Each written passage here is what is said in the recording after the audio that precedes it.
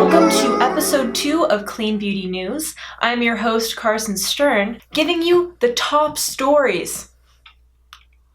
I do not have a degree in journalism, so any hot tips, please send them to my Instagram, Comme de Carson, because I need all the help I can get. Also, before we get started, I wanted to mention that all links are in the description, and also all products that I used on my face today is in the description as well. And when you purchase products through those links, you support me, Clean Beauty News, and this channel to thrive in these dark and tumultuous times. So Clean Beauty News thanks you, and I thank you for your support. 2 weeks ago, we thought the worst of our problems was a global health situation, but Westman Atelier has proved us wrong by coming out with new eyeshadows in a 3-color palette retailing for $88.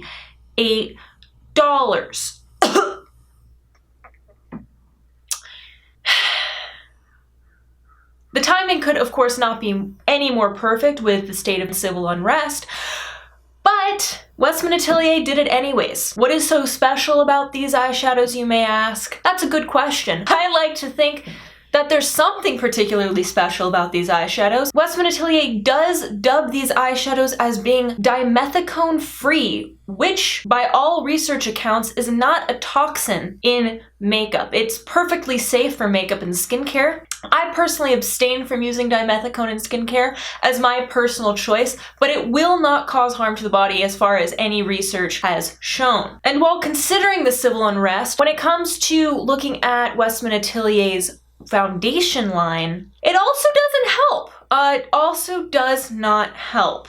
Interestingly enough, Gucci Westman, the founder of Westman Atelier, is a makeup artist. How does anyone come to explain this shade range? No makeup artist could do anything with these shades. Moving on. With the state of civil unrest in America, it's been interesting to see what brands have come forward. It is worth stating the brands that really did show up. For instance, Billie donated $100,000 to different organizations. Ilia Beauty donated $50,000. Links down below, obviously, as always. You know, it's everyone's personal decision what they decide to do with their money. I personally am going to be investigating some new clean beauty Black-owned brands, and I will be coming out with a video on that shortly once I get everything in the mail. It's been very exciting to discover new brands and support Black-owned businesses, and I highly recommend you do the same. Another top story I wanted to discuss was a new label certification called Cosmetically Active. An interesting new certification that looks at a broader spectrum of things to list off. One of those being nature above all when selecting ingredients, use of ingredients in cosmetically active concentrations, rational use of ingredients with no redundancy, high level of skin compatibility, and pursuit of ethical principles with no animal testing of products. An interesting certification for sure. It seems that all their intentions are in the right place,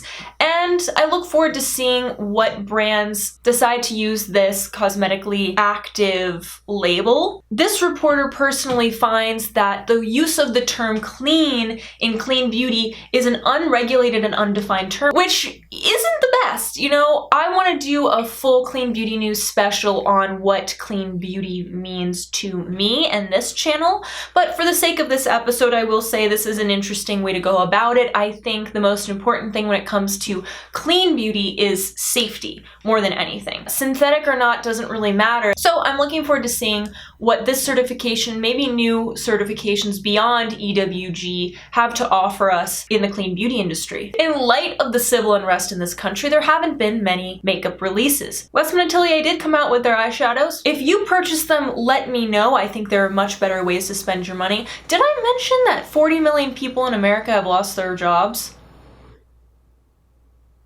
Let's let that one sink in for a second. Versed also came out with a lip tint. I'm personally fully stocked on my lip products. I'm just trying to get through them.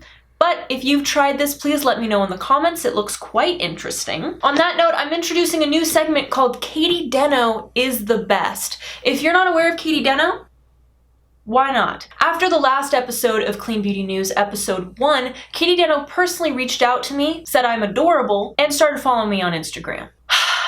sometimes there is good news to report on. Thank you, Katie Deno, for being so wonderful, and thank you for being the best.